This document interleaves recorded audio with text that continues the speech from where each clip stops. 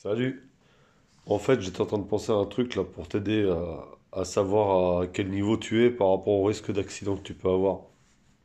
Enfin, je sais pas si tu me comprends. Tu vois, par exemple, tu roules tout ça, est-ce que tu es à risque d'accident ou est-ce que tu es plutôt tranquille? On va voir. Alors, moi, j'ai envie de t'expliquer un truc, mais avec un système de jauge. Ça va peut-être t'aider avec une jauge, tu sais, un peu comme dans les jeux vidéo, ce que tu veux, tu as une jauge. Et, euh, et le but, c'est si tu mets ta zone, si tu dans la zone rouge à zéro, bah tu meurs. Si t'es à 100%, bah t'es bien. Voilà.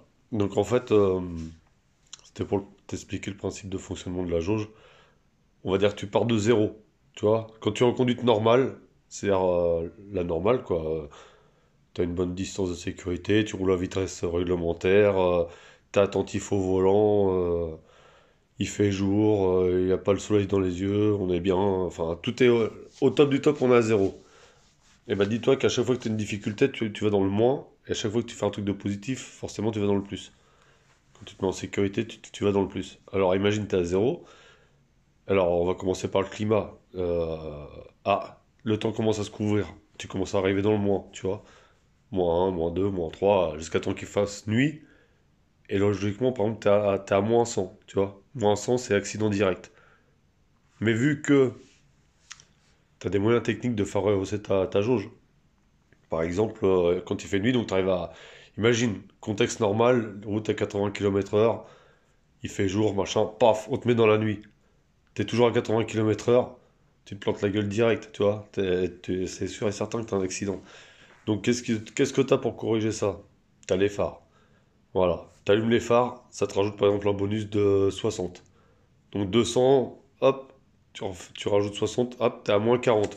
Donc t'es toujours dans une zone à risque. Mais t'es plus à 100 quoi. Après, si tu veux faire monter encore un peu plus, tu te dis, bah tiens, je vais diminuer un peu ma vitesse.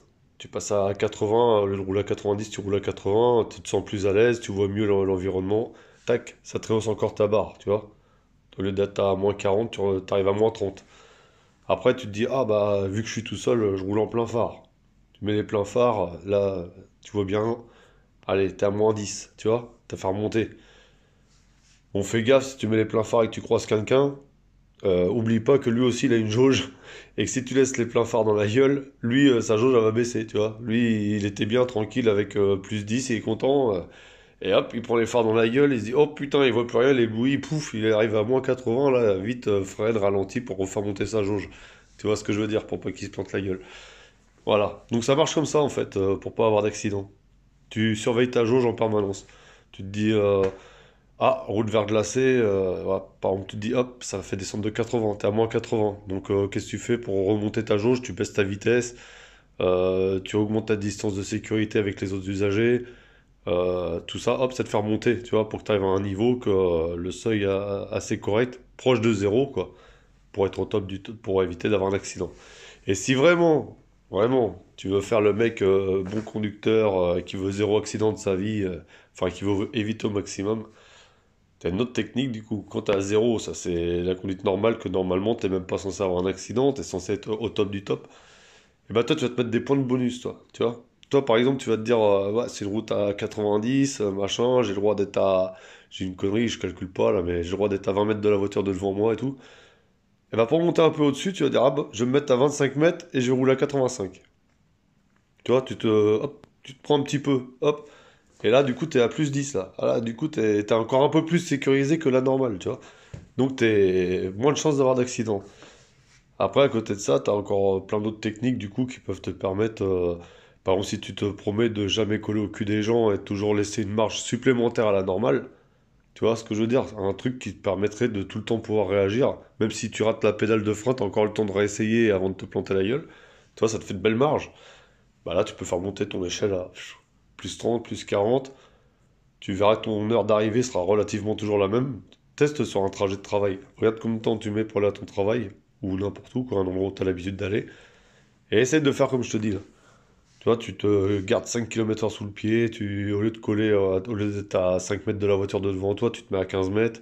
Enfin, tu vois, tu jauges, quoi, tu vas pas faire chier les gens non plus, tu roules normal. Mais tu te laisses une petite marge supplémentaire à ce que tu te laisserais à toi normalement, tu vois. à ta conduite normale, tu te rajoutes un petit peu plus. Et tu verras que tu vas augmenter ta zone de confort, tu auras le droit à une erreur de ta part, tu auras le droit à une erreur de l'autre, parce que surtout, faut surtout penser que c'est les autres, hein. On dit toujours c'est les autres qui font les erreurs. Donc si l'autre il oublie de mettre son clignotant par exemple et qu'il te surprend, hop, vu que toi tu as une marge encore plus grande que ce qu'il devrait être, t'es à l'aise quoi, tranquille, pas de stress. Voilà, c'était pour t'expliquer l'histoire de la jauge et les accidents. J'espère que j'ai pas été trop lourd avec ça. Pour moi ça me paraît, tu vois, du coup tu te dis, régulièrement tu dis où en est ma jauge.